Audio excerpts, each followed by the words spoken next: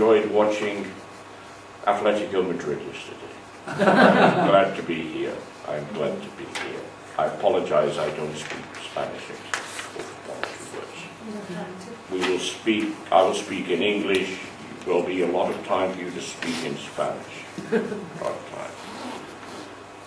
Let's start by asking you to look at that slide there. I don't know, I should check. Does the word Humboldt, or the Humboldtian view of universities, make much sense to you? No? I suppose some would say that the modern idea of a university goes back to Humboldt, who founded in 1809 the University of Berlin. His idea was that university would be a place where there would be teaching and research, and the students would learn as researchers. But what makes higher education higher? You work in a university, and I was amazed when I came on the train, and I suddenly found I was in the countryside. And then I was in what looked like an American private liberal arts university. What am I at? But I'm at I have a very close friend called Manuel from Santander. Ah, yes. And he says, when I told him he's Spanish, but I'm coming to university, he says, oh, that's a very, very great university, top university. And it says it's a top university. There is something. Could you just read a bit in English about this university? There are 4 public universities in Spain. Read that. Have a similar model based upon relationship between teaching and research. Somehow magically intertwined, like me and my wife. Ah! Yes, okay. What I'd like you to do, I'm going to stop speaking now. You're a group of 2, you're a group of 2, you're a group of 3. We'll find out everyone's names in a bit. For the moment, I want you to consider that statement there in English, translate it into Spanish, and then say one thing, agreeing with one person from each group of 2 or 3, will say, we discussed this. One thing we want to say about that vision of this university is what? I don't know. Think of it like love and marriage, you know? Very closely connected. Okay. Is the task clear? Yeah. Okay, okay. So, you're a group of 2? There were 2 strands here. On the one hand, we were discussing how the model has not yet been achieved, and maybe it is not even possible to integrate research and teaching, because research is up here and teaching is usually regarded as something inferior in a way.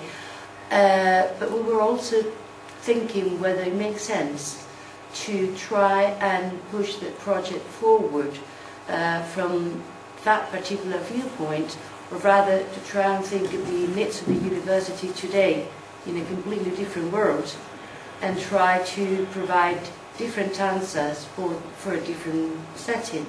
Okay, very powerful. I mean, Humboldt is 1809. Yes, so maybe apart from integrating research and teaching, maybe there were some other things that were not part of the world at that time and which are certainly part of today's world.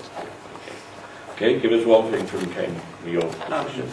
In our case, I would say that there was a key sentence that she came up with, and that is that, well, we are researchers, therefore we have an inquisitive nature, and that makes us ask questions not only about, well, science or whatever research topic we work with, but also our work, our jobs as teachers his researchers, and thus bring science and the and the scientific method, and asking questions and being critical about what we do to our teaching duties. Okay. So bringing that, as I understand it, this is a particular university. If I was a university elsewhere in Spain, that may or may not be said. That's for you to decide. You're just going to Cambridge University. Well, there are other institutions in Britain. I work at a place, you might be impressed by the word Oxford, but I'm not at Oxford University. Much lower down the league. And I'm retired. So it was about, no, I was intrigued by your saying, we are researchers. That's how you started. And then you talked, and this is not said critically, well, you said critically in the best sense of that word. You said, oh no, we have this job as a teacher.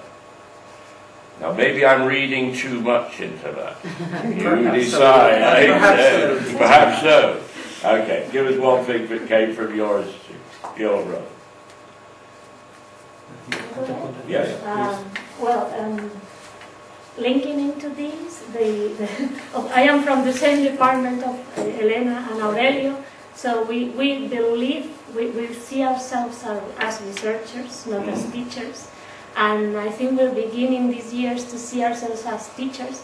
So we were discussing that naturally for our department, we are in experimental sciences, this link between research and the grad students and all that is very natural. It comes without saying. It comes without saying, it's natural. And the only things that we are, the failures or the difficulties we are encountering is more in the recognition that this is natural, the recognition of the time you spend, because... Recognition from whom? From the institutions in university and from our colleagues many times. Okay. So it should be more natural, it should be natural. We're inquisitive, we're back at that issue there. Okay, I'm just going to stop you there because we'll be there for the next about an hour. There's a wonderful, I'm trying to remember the Woody Allen film where he and Diane Keaton are going out on their first date. I'm 72. I can remember when I used to go out on my first date is, would she kiss me at the end of the date? And he says, Woody Allen says, well, it's our first date. Can we kiss now, right at the beginning? Then we don't have to worry. So can we agree we finish at about 1:20, 1:30? Is that, but if you need to go before, you go before. If you don't, okay. But if you've got to go, so we're sort of going that sort of time. And we were running it sort of this way. And we'll be into that issue, and I'll be trying to look at issues conceptually, practically, and also ask, where do you go now? In the way you started to get us now. I'll say a little bit about me, because obviously I heard it in Spanish as well, but I say something, no, it's good. I think we all come to this issue with a sense of who we are, where we came from. And we are different, but we might, okay. I come out of a background where I did geography at university, a top research university. Not Cambridge, but near. And I did geography. And but I went into school teaching. I went into school. I taught in Canada for 3 or 4 years, and Britain as a school teacher. And then I went to graduate school in the United States. And I taught this course on foreign relations, and I met this young American student, and we got married. So I went to graduate school in Madison, Wisconsin, top American research university, but also a large university, teaching students of many abilities. And then I came back to Britain, and though I taught geography in schools for a bit, I moved then into an institution which was not a top research university, but it was a sort of university. I'm not saying I'm right, but yours, it's like saying Humboldt is 1809, we come from with histories. All of you have a history as you see these issues. and told me, you've got to see this guy's coming in with a background about teaching. Geography, contemporary China studies, that was sort of my area of work. And then I moved into this institution about which was a largely teaching-focused institution. It was largely where students got a degree, as they do in Britain, in 3 years. Our difficulty in Britain about Bologna is we think it's already happened from the beginning of civilization. You know, so that's not quite true. So we are used to a 3-year undergraduate degree. And we're going to focus today on the undergraduate curriculum because if we can get that quote right, I think we can deal with postgraduates. It doesn't mean that postgraduates are not important. My daughter's just graduated, got a doctorate, so it's very important. But so my focus has largely been an undergraduate degree, and I worked in an institution which took the American conception of credit-based degrees, yes, and then adapted it to the British. So I'm very used to that. It just seems normal. I may be wrong. So it's where you're coming from. And so when I worked in geography, I was mainly actually interested in the teaching of it. I started to develop a movement which grew up internationally. I was one of those to make geography teaching more research-based. And then I moved into sort of teaching and learning in higher education. So that's where I'm coming from. I'm asking you just to say, where are you coming at this issue from? And now we're going to do something slightly different. I used to spend a lot of time encouraging people to change the way they teach. And I use this technique called a line-up, where you stand along the line. And I think I'd like you all to start to get up, because you're all going to stand somewhere along here. So just start to get up. I got interested in the idea that comes out of the United States practice, and some of you may know of it, where selected students carry out research. Selected students, selected by institution, like this, and selected by ability. And now I argue, and I'm not going to explain it anymore, but that should be for every student in every higher education institution. If you strongly agree with me, you stand over there. If you strongly disagree, you stand there.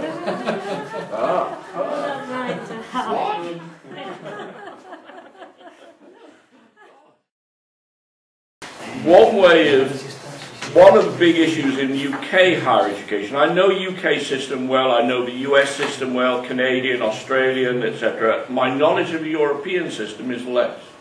But I'm learning a lot. But certainly in the UK, much of the debate would be about, well, if you want to bring teaching and research together, the focus should be on the faculty. I'll use the American phrase of faculty, and making them researchers. My argument is no. Shift the focus on the student. Shift the focus on the curriculum. And make the curriculum research active. And then we ask questions about how do we bring the various people around this university together.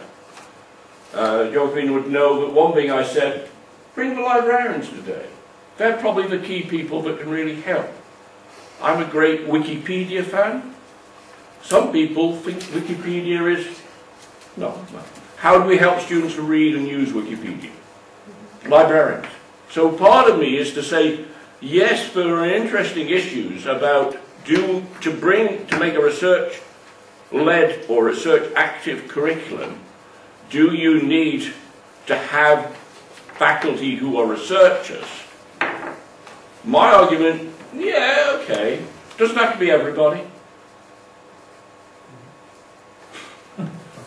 Okay, right, okay. So you don't have to agree.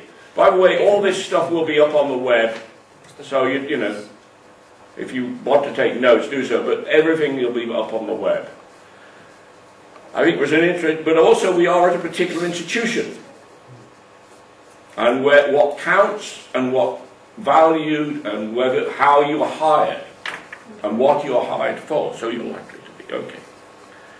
I think one of the interesting issues is what is undergraduate research. one definition of undergraduate research is an organisation in the United States called Council on Undergraduate Research, in which I'm involved with them now. And this is not for the research elite institutions, this is for institutions of, well, it's mainly for those institutions slightly below the research elite.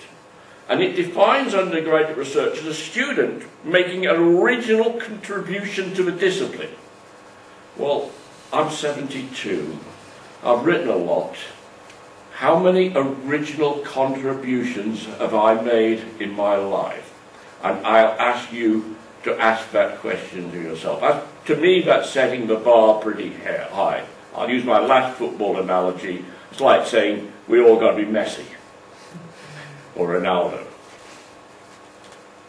I push it that undergraduate research, to me, is where we make the student learning as close to what research is like in that discipline. I know I've got a fair number of scientists in my room, in this room, so you notice the word lab has already been discussed. But I'll look up there. Is that a piece of research? Is that a piece of research? It's probably. Yeah. Yeah. Okay. One of the interesting issues is what is research?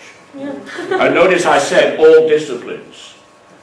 We have a system in the UK where departments and institutions are graded on their research performance, called a research assessment exercise. I don't think it's a very good thing, but it happens. But one of the interesting things there, what counts as research, that could count as research in the arts. Okay, absolutely. I'm a big Keith Jarrett fan. Anyone Keith Jarrett? Jazz pianist. Sits down and writes an original composition. In music, a composition can be considered, if it reaches certain standards and criteria, as a piece of research. So, I use the fine arts as an example. When a student completes their final year degree in the fine arts, what form does the assessment take? In the UK, it's a series of students putting their work up upon the wall and having it judged. Now, is it high-level research? Is it high-level art? But to me, then, it's making the student learning as close to research as possible. Now, I'm not right. I'm using the time to prod. And I sometimes challenge people, particularly in places like, well, Cambridge University I respect a lot, but a place, because I know you're my colleagues going there. I would often say to people coming to school, I'd like higher education to look like what my daughter was doing at the age of 3, 4, 5 or 6. Inquiring. Okay, you know, say I'm right. There's a pile of stuff sitting up on the web which I've written and others have written. So if you're interested in this, it's available. And you'll notice on your handout there is a website right at the beginning, Alan Jenkins Information Org. My son did that. Is that research? I don't know. He's a computer guy. I would say to you, valuable as this exciting seminar is, and I hope you go away with ideas, if we are really serious about this issue, it's got to be implemented through a system. The place that I think, and I'm an Englishman, and when England plays Scotland at football, I'm scouting for England, not for Scotland. Okay? As I said, I wouldn't use football again. Okay, okay, but Scotland has got a very interesting approach, which I would really say look at. Because what they did is something like this. They said, across Scotland, we want to bring teaching and research together. Not just in Edinburgh University and Glasgow University for top, but also throughout. But maybe Edinburgh and Glasgow can do something different that other places cannot, and vice versa. Years they have to say, this is what we're doing. And you can argue whether that's a good or a bad thing, but it happens. I'd say look at QAA Scotland as a model. I think an institution could do it.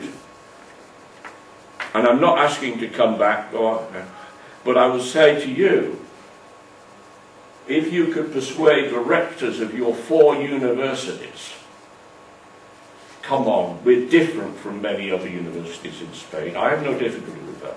Well, I'm a socialist, but never mind. But I want them also to be good. But we say we're... Remember that statement right at the beginning? Try to remember what it was.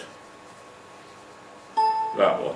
That's where we started from. Sorry, just before you came, we started from that. There's an alliance. We're different. Well, damn it, yeah, good, show it. Show it. And try to, so my comment is, think of that as something you take to your rector and say, come on, we're doing much of this already. There's a lot of good practice already. We're trying to persuade staff to take teaching seriously. I worked in a unit that did that. It's not easy. It's not easy. But one way to do it is to value their discipline, value their interest in research, which I do anyway, but you're going with the flow. But then you challenge them to say, what are you doing? And I think, I'll just go on talking for a bit and give you this. I think, well, I won't go last to it. I think one of the interesting issues, what makes higher education higher? And we've been there before, Humboldt. But I would also go back, I was a school teacher. I valued it. But when I went into higher education, at first I was appalled because people just lectured. Come on. I bet I read research evidence on lecturing. Come on. No one would do that. Much. I'm being antagonistic, confrontational.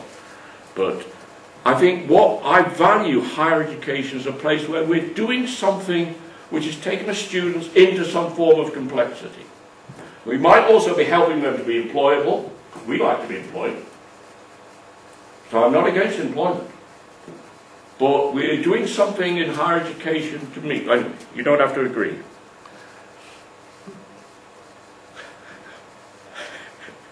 That's what they say. That's what universities often say. If you look on their websites, they say, oh, I will not use football analogies, I'll use marriage analogies now, or relationships. People say, oh, what a wonderful marriage it is. Oh, yes, yeah, come on. Yes, well. If you look at the research evidence, and I'll only go into this in a bit, because I'll take your comment. If this is the confrontational to me, get the tackling hard. No, sorry. Universities often say, we value research. And I say, what's the research on what you're doing?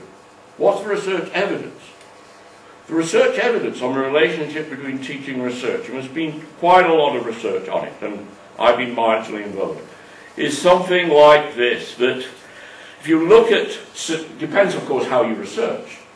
There's a powerful set of researchers who started off by saying, we've got the judgments on the quality of your research and the judgments on the quality of your teaching, and we'll see if they correlate at the level of the individual. You with me? You with me? Now, I would have questions about that as a methodology, but it's there. Sorry, and it doesn't show very good. But, some people are very good teachers, and some people are very good researchers, some people are good researchers and good teachers, some people are crap researchers and crap teachers, so it goes on. There's a master, this is all what. I'm more interested in the second one. This is a friend of mine, Angela Brew, at the University of Sydney.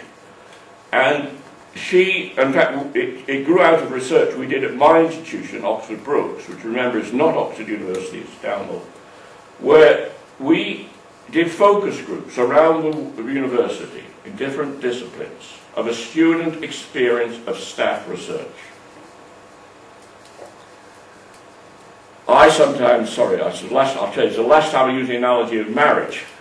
I sometimes use the analogy, this is, done rigorous research, but when you're explaining it, you become a sort of comedian, or you summarize it in hopefully an interesting way.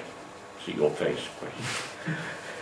I say it's something like, an extramarital affair.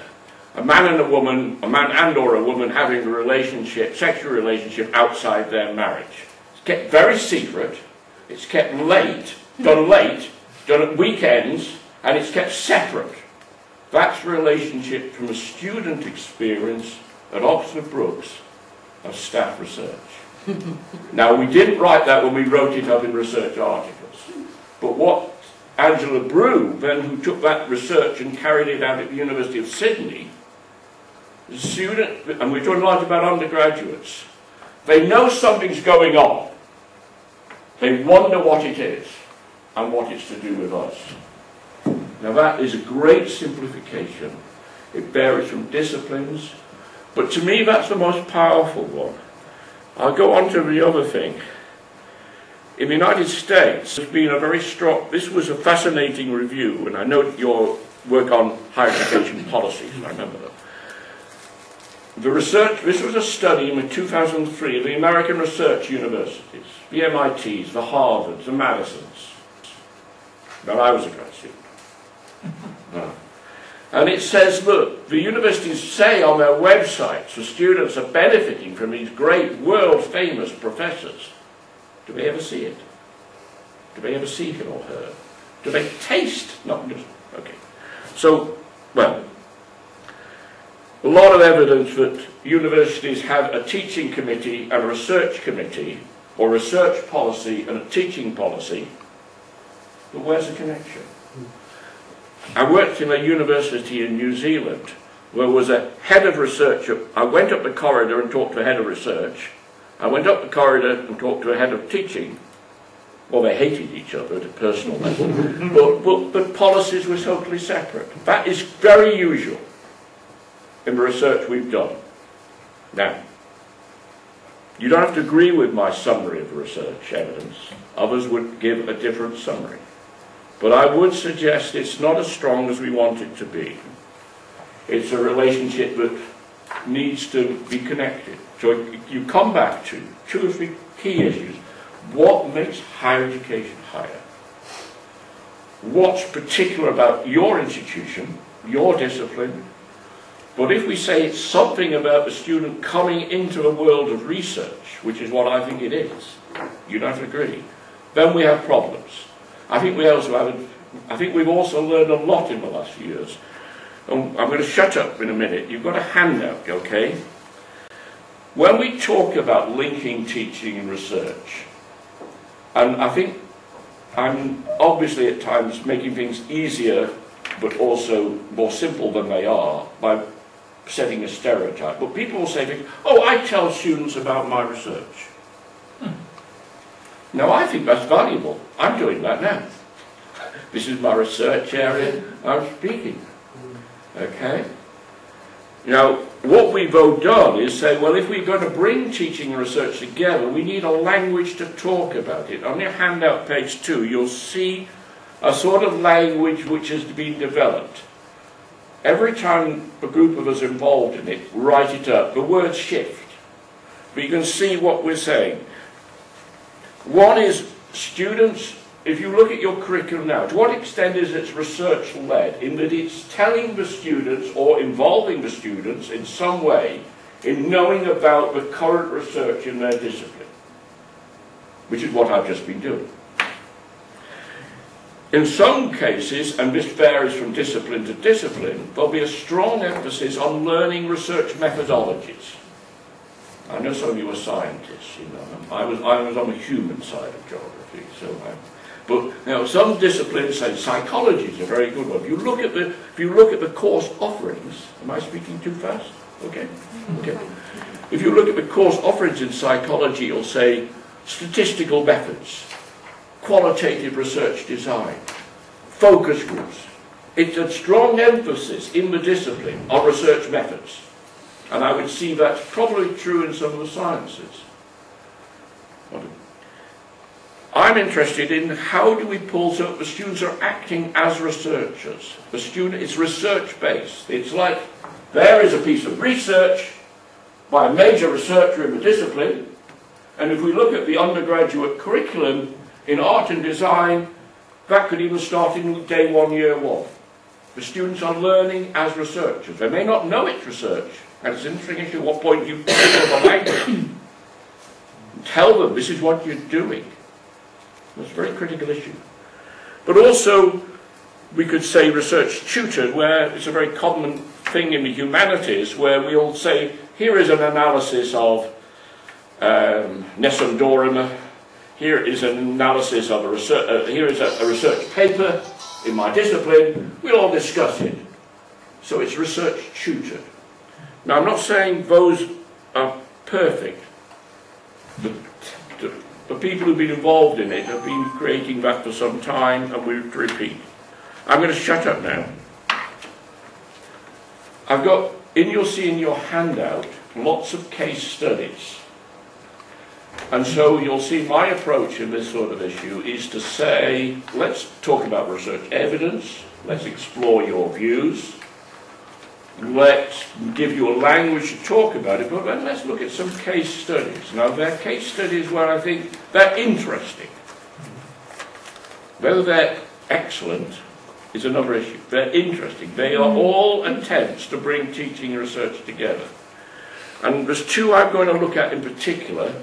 You can see on the handout, page 3, Geography at University College London and Engineering at Imperial. And I think what I want you to do is two things. One is look at the case study and say, where on that diagram there would you place it? Because you know what I'm doing as a teacher. You don't just give people, tell something, you get them to discuss it. Okay.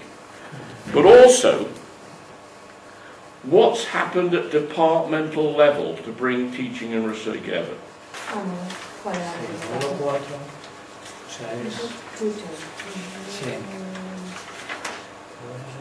Lo que vosotros hacéis,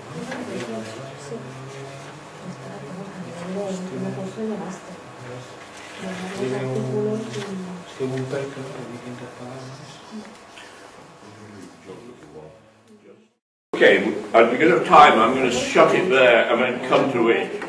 But let me just again sort of say again what I've been doing. The issue of the relationship between teaching and research has become a massive issue, and it's got me around the world. I'm very lucky you find a research topic and it suddenly explodes. Sometimes it does happen. Because I think all institutions, all national systems are trying to work through how to bring what makes the university different. We now are in a position where we are talking about mass higher education. I don't know what it's like in Spain, but in Britain now 40 to 50% of students are going into, quote, higher education. In the United States it's sort of higher but lower in graduation. Okay? I've just been reading about a big discussion in Ontario in Canada where the provincial system is saying, what do we do about this? Because the old Humboldt model, if it existed, and he was only there for a year, but it's a very, those times have gone. It's a very different world we're living in, etc., etc. My argument is to say what makes higher education different from school, and I value school education. Those of us have children, it might be even more important than university education. But it still raises the question, what makes higher education higher? To me, it's that sense of uncertainty and complexity. And I want it for all students, but maybe also for some students, but that's where they're going. To the world of research in a university, or of a world of consultancy research. It raises questions. But I want it to be for everybody in some respect. You don't have to agree. Therefore, in a way, one thing is to say to staff, well, you're probably doing much of this already, but let's have a language to talk about it. And you can see that's our attempt to repeat. Other people have developed different languages, but it moves it from the simple thing, I'm a researcher, I will tell you about my research. And I don't disparage, I think that's important. Gives me legitimacy, something. But I want to move it into here. You may not, that's up to you. And the way, in a sense, my argument is if we believe that, then we've got to do it in a structured way. It won't just happen accidentally. It may happen accidentally, and let's value it when we find it. And it's probably there. But we need to do it right throughout the system. And here we're going to look at two departmental strategies.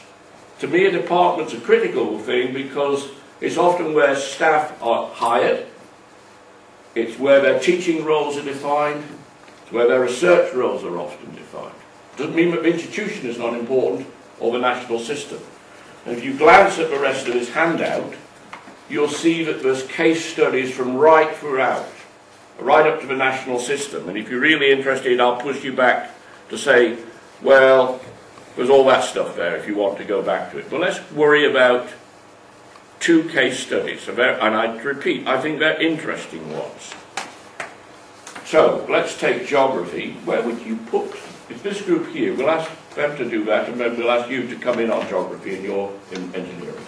Where on that framework would you put geography at UCM? We think that in the first, geography is in the first research, the students learn about research feelings. In what sense? I think it is. I don't think there's one answer, by the way, obviously. It's, in what sense is it research-led? Because they are engaged in results of their member of the staff. Absolutely. Research. So I'm interviewing you about your research. So in that sense, the curriculum is research-led. It's shaped by your research interests. In that sense, the case study is quite clearly research-led. Is it anything else? I obviously think it is. Or do you just see it as research-led? What about you, your group? Well, go on. I think it's also related to research tutored. In what sense?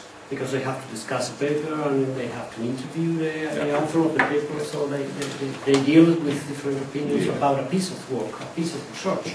And we will all see different things in it, as will presumably the staff who are teaching it. So there is no one answer. What I see there, it's research-led in the sense that students are learning, staff in my discipline, in my department, carry out research and I'm learning about it. It's also tutored in that we discuss it in a group. The tutorial is where a group of 5 or 8 students meet once a week, or now it's twice a week, once every 2 weeks. Okay. So it's research tutored. I would also see it as in part research-based, in that the students are interviewing research methodology, which in the human geography, but also in physical sciences they could do. Depends, of course, how they are. There's many things you'd want to know. I mean, are they given training in how to interview? Are they given training in to see the limitations of interview as a research process? As a geographer who used to work I used to interview filmmakers about how they constructed films about China. That was my research methodology. So my research methodology was an interview. Now, I also learned that interviews have their limitations. So that's what I see in that case study. Let's go to Imperial College, engineering. What are you seeing there? We were not quite sure. We were more thinking of the right side of this scheme, research-based or research-oriented. Research-based or research-oriented. In what sense? Because they through their questioning and interview, they are knowing about the methodology, the application of the discipline, skills, and so on. So we thought, do you agree with it? Partly. Partly, absolutely. We were just in between. Yep, I agreed with the research-oriented part, but I also saw it as a research-led, because even if you get a particular object and that is the target of your research, when you go interview or you go find out the group that, whose research relates to that particular object, then you learn about the research findings of that particular group once you've hit, We can spend a lot more on that, but I think what I'm trying to say to you is this: if you're going to say introduce this to your colleagues, one way is to say, well, let's try this methodology on what we're already doing. They may say that language isn't for us, and they'll start to develop an approach. But I think we need a framework, a conceptual framework, to say, if we're bringing teaching and research together, what are we doing? As I look at that case study, and as I look at the Imperial one, I see it as research-led in the sense that it's telling us that the staff here, some faculty here who are carrying out research, and I'm finding out about it. Whether I'm carrying out research in a way that an engineer does, I don't know. I don't think engineers do that form of research. The thing that I really want to push now, we've got about 7 or 8, 10 minutes left, because I think to me these are two fascinating case studies.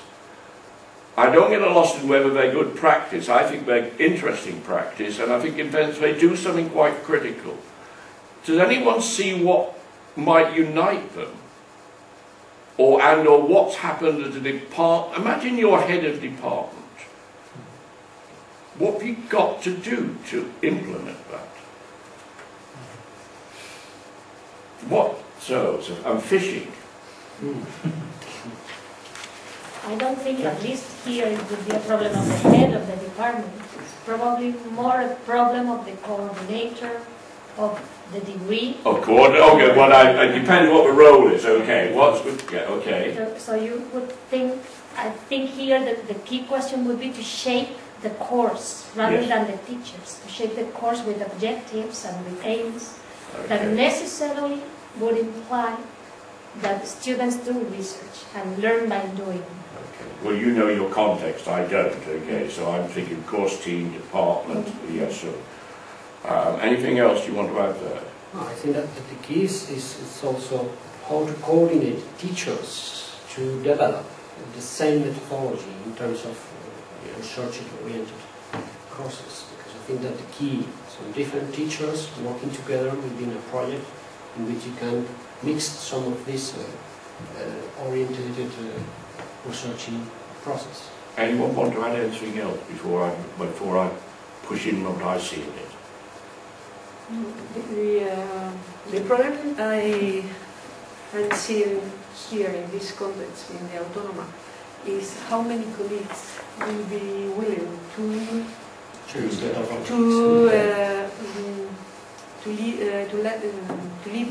the content of the discipline, to add more time to this kind of activity. Okay, let me come in because you know your context, I don't, okay. But what I see in there, remember earlier on when the lineups, I can't remember who it was, said, well, there's a lot of interesting practice going on, but it's done on the side, or it's done by individuals, or something like that. Do you remember that? Okay? And my comment now is, well, if we look at these, this is where you're going to structured intervention at a course team or departmental level. It requires coordination across. I remember at one major British university, I will not say its name, the guy in charge of the teaching and learning policy, who was really a top-level researcher, said, I couldn't do that. I judge a department by how many of my men and women, not many women in this, are up in the air going off to an international conference. That shows you whether it's a good department. I'm joking, but I'm serious. This says all staff have to sign up for this. It might be that some people are offered an international conference, so we leave them out of it for this year. But next year, you're there. So everyone has to sign up. I think one of the interesting issues, and of course it could be different degrees of signing up, couldn't it? But into a sense, I think that the engineering one is a fascinating one because if you compare the two, University College London, the only way you'll survive at that institution is if you're a top-level researcher. If you're appointed there, I'm being stereotyped, we'd appoint you first as a researcher, we might check on your teaching. I'm pushing, you know. But the engineering one is an interesting one. It's that some staff, these two people over here, they can be researchers, they can go off in a room all by themselves. But for 2 or 3 weeks of the year, they have to be accessible. And I think, to me, that raises interesting issues about how we organise staff in institutions, how you staff in a broader sense of that word. I think the other things I'll point out to you, these are all term one, or they're all year one. Remember where we talked about the final year? Okay? So my comment is, if we're serious about this, then it requires structured interventions. There's things you can do individually. And often it's actually making explicit to students what you're doing. I mean, some of the research we did at Oxford Brookes, which is okay, but University of Sydney, students being unaware that the research was being done. The University of Alberta, if you go and look on there's a wonderful website, Research Makes Sense for Students. And it was led by the person in charge of research policy. And he wanted to say to students, when you come to our institution, you're coming to a research-led institution. We're going to make it available. I'm told there's research centres around this university. I don't know what their link to the curriculum is, but could we have them open for a week, 2 weeks? So I'm going to leave you with this argument, okay, that if it's serious, it needs to bring together. I'll forget that. But to do so require, but I think I'd end on this point here, and I know I've said it before, but I think it's worth saying again. You're going with the grain. When I left geography and worked in a teaching and learning unit, I'm very glad I did. What I found surprising was that many staff, not all of those staff didn't sort of value staff's interest in their teaching, in their discipline, or their research. And I think that's a way to get no impact whatsoever. So I think you go with the flow. You challenge the flow. But you also say, this is what higher education is. And I'm going to end there. If you're interested, there's piles of stuff there. But maybe we've got 2 minutes, 1 minute. 2 minutes. Anyone who wants to do, say one thing worth saying in response, but you're talking to your colleagues. Mainly look at your colleagues. What would you want to say to them now? These in this room.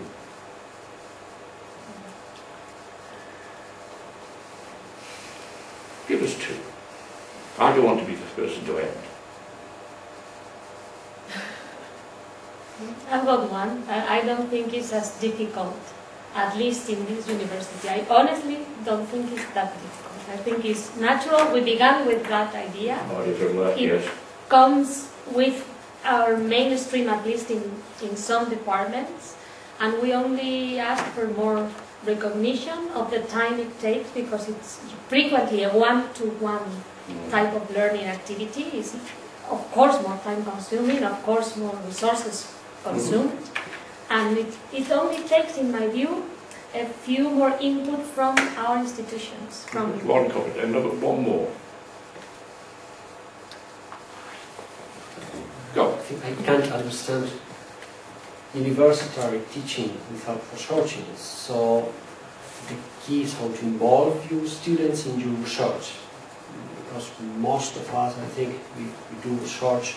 The key is how I can find methodology that I involve the students in my current research. Not only in the research I've done, through papers or things like that, but also in researches I am currently on. I'm currently doing it. It's an interesting one. A friend of mine did her doctorate on the roles of a teacher, and she interviewed staff about, and she came to your home at about 8 o'clock in the morning, and she left about 9 o'clock at night. And she did it for about 2 weeks. And at times she says, "Are you a teacher now? Are you a researcher?" And I think it's more complicated than that, but basically I think what much of the literature on linking teachers is being how teaching can benefit from research. There's also a reverse one, how research can benefit from teaching, which pulls up your point. And partly it's actually making it explicit to students what they're getting. It wasn't that our students at Oxford Brookes or Sydney University were not gaining from it, often we're not telling them it. We're in there. Good. I'm available on the web and on email anytime you want. Thank you very much. Thank you very much.